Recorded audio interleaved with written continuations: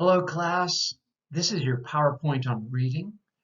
We are going to read two books in English 100, so there are a lot of things we need to think about.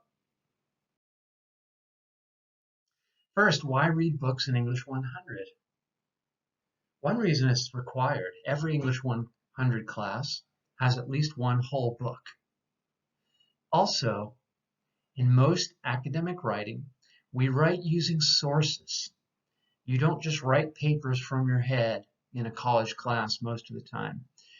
You find information online, you find information in books, you collect data sometimes, and then you use those sources in your writing. This is the first book we will read this semester, Educated by Tara Westover. And let me show you my copy. Here it is. I hope you can get the book as soon as possible because we start reading right away. The other thing I can show you is my notes. You can't really see them that well. But I took 18 pages of notes to get ready to teach the book. So there's that. Our second book later in the semester is Between the World and Me by Ta-Nehisi Coates.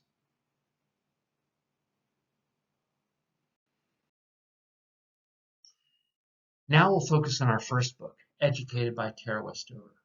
Why read this book? And I have three reasons for you. One, people love it. You can go online and find lots of people praising this book. The link I have here goes to Westover's own website, and you can see quotes from lots of reviewers who say what a great book it is. It's also been a bestseller for more than 2 years. So it keeps selling and selling. It's been on the bestseller list for like 118 weeks.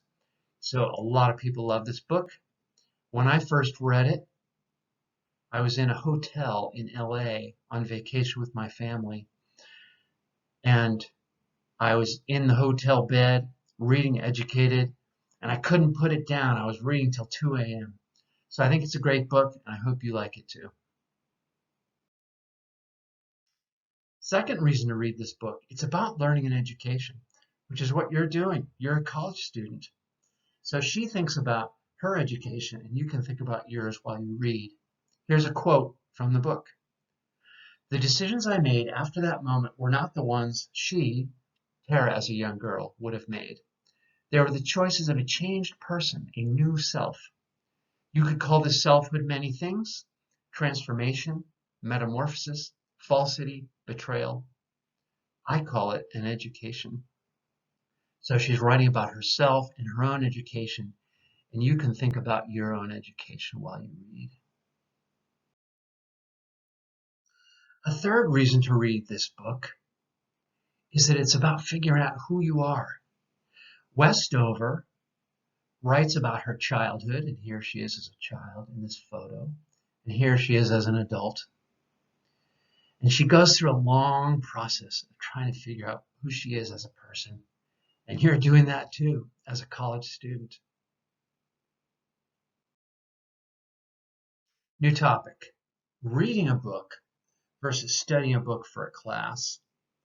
So here I really want you to know what to expect in English 100.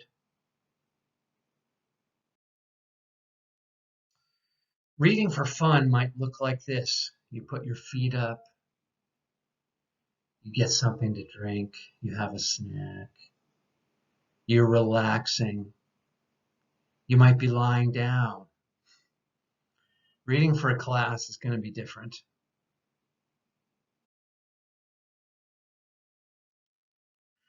So it might not be this bad, but you can see the guy in this photo is has a desk covered with papers. You won't have this many, but it's a little bit like this. You're taking notes. You're really doing a lot of work. You're not reading with your feet up. Reading for a college class might look like this. Notice the underlining, the notes in the margins. You might need to sell your book back. to the bookstore. But if you think you can keep the book, you might write in it. Or you could write it in pencil then erase, because I think writing in the book is part of studying a book instead of just reading for fun. In English 100, in an online English 100, you are going to type your notes, and it's going to go into a chart like this one. Let me use my little laser pointer here. So these are the instructions for note taking, and you don't have to read it all right now because you're going to get those instructions separately. But notice that we have a chart. You're going to have notes for each chapter.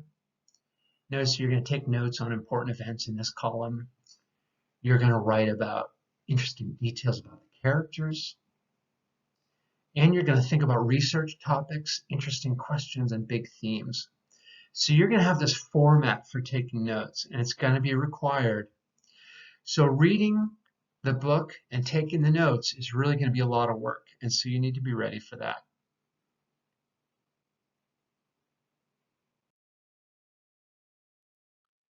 Where we're headed, of course, is writing essays. This is English 100, college composition.